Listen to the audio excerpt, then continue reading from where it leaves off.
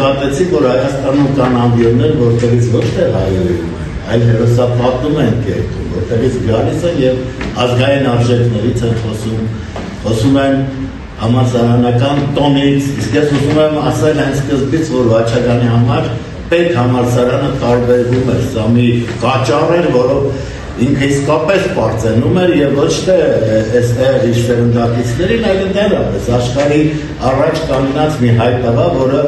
իրեն համարում էր ժառանգներից մեկը, ճգնախ, ուրեմն կրթական կաճառը։ Ես սիրելիներս շնորհակալ եմ իսկապես մեր Արմինե Պետրոսյանին, ում ջանքերով ստեղծվեցին այս մրցանակները և մեր բարձրագույն հաստատությունները ստանում են այդ մրցանակները և հիմա ուրախությամբ նաև լսեցի, որ նոր կազմակերպիչներ կան իր նախանձախնդրությամբ և Շանթ Նավոյանի անունը լսեցի, ում հատուկ եմ ուզում շեշտել, որովհետև կարդացել եմ Շանթի գիրքը և իսկապես ափսոսել եմ, որ նման տաղանդավոր տղան այսօր մեր կողքին չի, հրաշալի մի ստեղծագործող, փիլիսոփայական մտքեր գրող և իսկապես կարծում եմ ինքը լուրջ անելիք ուներ, բայց նաև Արմինեն գտել է այն ճանապարհը, որով շարունակում են այս տղաները կյանքի կոչել նաև այն ամենը, ինչը փորձում են օտարել մեզանից։ Ես շատ շնորհակալ եմ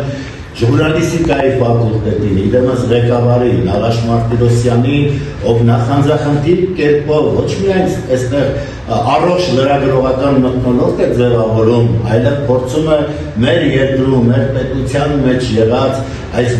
խառնափնթոր վիճակները կարգավորել, այնպիսի լրագրողներ ուրեմն տալ մեր հասարակությանը, ովքեր ոչ թե գալու են այս կամ այն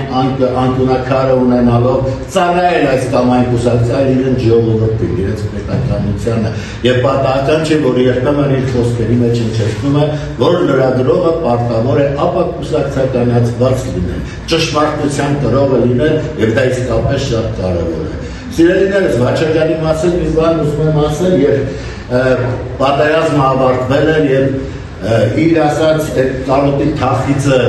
ողբերգությանը չշփոթե պատգամը կար, ես դա կարդացել էի արդեն, իր էջը բացել էի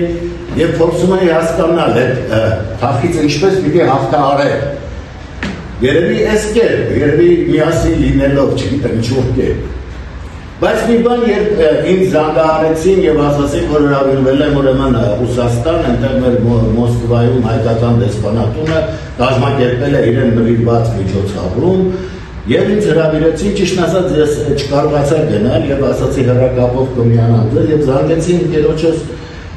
այդ դիվանագիտական գործերի մեջ ով կար Աշոտ Ալեքսանյանին, ասի լսի ով է խառը, այս ինչ պատմություն էր, մտածեցի տեղյակ ունի, ասես իրոք տեղյակ չեմ, հետո իմացա, որ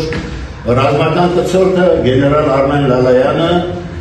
նախանձախնդիր կերպով հետաքրքրվել, իմացել է և ուրեմն որոշ սխրանքներ նաև ֆիքսել էր և երբ ներկայացրեց, ես զարմացա, որովհետև կային պահեր, ես հեռահար հետևում էի, ուրեմն այդ դեսպանատան երեկոյի, որոնք մենակ մենք գիտեինք, ինքը գնալուց իրեն վերցրել էր բահեր, 10 բահեր վերցրել, որտեղ իրեն ուսումնասիրել էր, տեսել էր, որ շատ անհրաժեշտ է, որ կարողանան արագորեն ինչ-որ մաս փորել, կարողանան և գեներալը դրանք հայտնեց, ոչ մի կերպ չհասկացա ինչպես, ուրեմն նա պիտի իմանար ճակատից, որ մեկը իրեն բերել էր բահեր և դա ինքն է, և հետո որ Մատավիսի գործողությունները ավարտելուց հետո գնացել էին Շուշի, պարզվում է որոշ գնդեր անգամ չեն գնացել, դե հիմա ինչի չեն գնացել, չեմ կարող ասել դրականությունները ընթանում են, Վաչագանը իր ջոկատով միացել է ուրեմն Շուշի գնալու,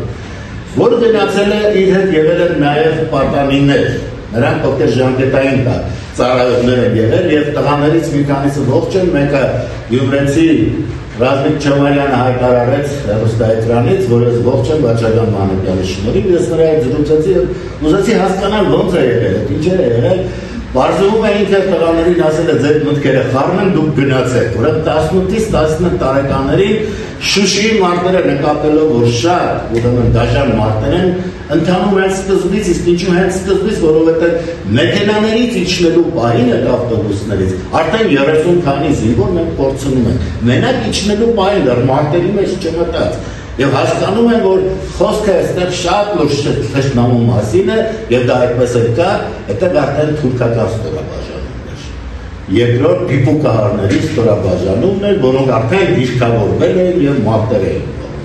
Սա այսպես, ուղղակի այդքան հատվածը, որ մարտերից ասեմ, ինչու էր նրա հանդեպ վերաբերմունք և ինչու այդ գեներալները այդպես ուշադիր էին, որից հետո Նորատեր Գրիգորյանցը, որի հետ երբեք չեմ հանդիպել, որը Հայաստանում մեր ուրեմն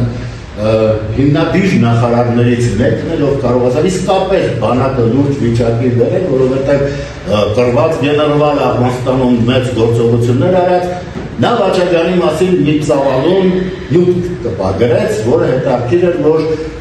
առանց հանդիպելու, առանց ինձ հետ շփվելու մարդը տիրապետել էր նորից ամբողջ ինֆորմացիային և հիմա մենք դիրքը, որ պատրաստում ենք, անպայման այդ գեներալների խոսքը լինելու է և ես ասեմ, որ Հայաստանբնակ